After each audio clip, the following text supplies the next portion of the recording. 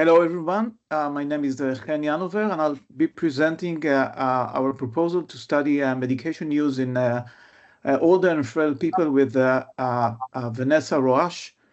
Next slide, please. So we are interested in studying these most vulnerable populations because, as you probably know, they are typically poorly represented in RCTs, and in many cases, they're even ineligible to participate in these studies. And when you look at observational studies, you see that numbers of patients age 75 or more are often limited, and in many cases, they are not analyzed as specific subgroups. And therefore, the guidelines referring to these population are incomplete or even missing. So we suggest to use the power of the community and study the need for treatment with various medications and also the efficacy and the safety of these medications in this population. And to start with, we propose to focus on osteoporosis medications. Vanessa, the floor is yours. I'm an endocrinologist, and my specialty is osteoporosis. So just a few words of a background. The International Osteoporosis Foundation published a few years ago that by 2025, which is now, we should have 13.5 million fragility fractures worldwide each year. This is 500 million people living with osteoporosis. The cost of fragility fractures for the healthcare system is about $400 billion, and it accounts for around 3% of healthcare costs all over. And by 2050, this cost is set to double. So we reviewed a few guidelines to search for references to the especially old populations. This is just an example of the latest guidelines from the Royal Australian College of General Practitioners. And next slide, please. And what you can see here are some examples of the lack of data in patients over 75 years old and 80 years old. Even in relatively large RCTs, the number of subjects above the age of 75 is relatively small. It is less than 30% of the study population usually. And in absolute numbers, we are talking about a few hundreds of patients most of the time. So that it's very difficult to get to conclusion on the efficacy and the safety of these drugs in the very old population.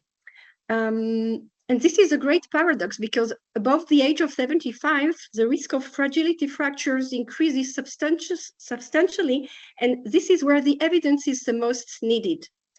I just want to draw your attention to the last sentence here. However, say the guidelines, there is no reason to doubt the efficacy of a certain drug in older people. Well, this is nice, but I think it would be really good to have some evidence to say so. Next, please. So the main gaps we see here, and our goals are to try and generate more evidence for frail and over 65-year-old individuals. We'd like to focus on even older people, 80 plus and 85 plus.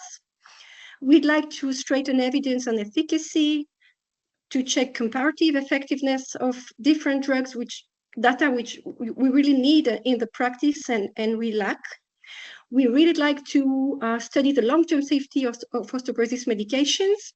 We have practically no data over 10 years, and this is again a great paradox because some of our patients get to the age of 80 and the treatment is sometimes stopped because of lack of evidence. And again, this is where it is the most needed. We'd like to generate evidence for men, which we really miss again, and maybe some other subpopulations like patients with diabetes, obesity, renal failure. To close the presentation, I give the stage back to Chen, and I thank you for your attention. So just to wrap up, to study these gaps, we'll need to phenotype and generate cohorts and features for osteoporosis, fractures, and FRAX, which is a calculator used in this domain. And to some extent, we did it in a previous study. Various safety outcomes, see if we can identify patients living in the community versus patient in residential care, and use frailty indexes, which is something we are studying in an ongoing work.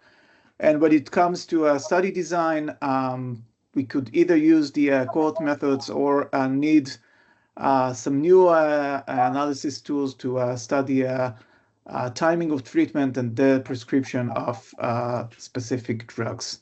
Thank you very much.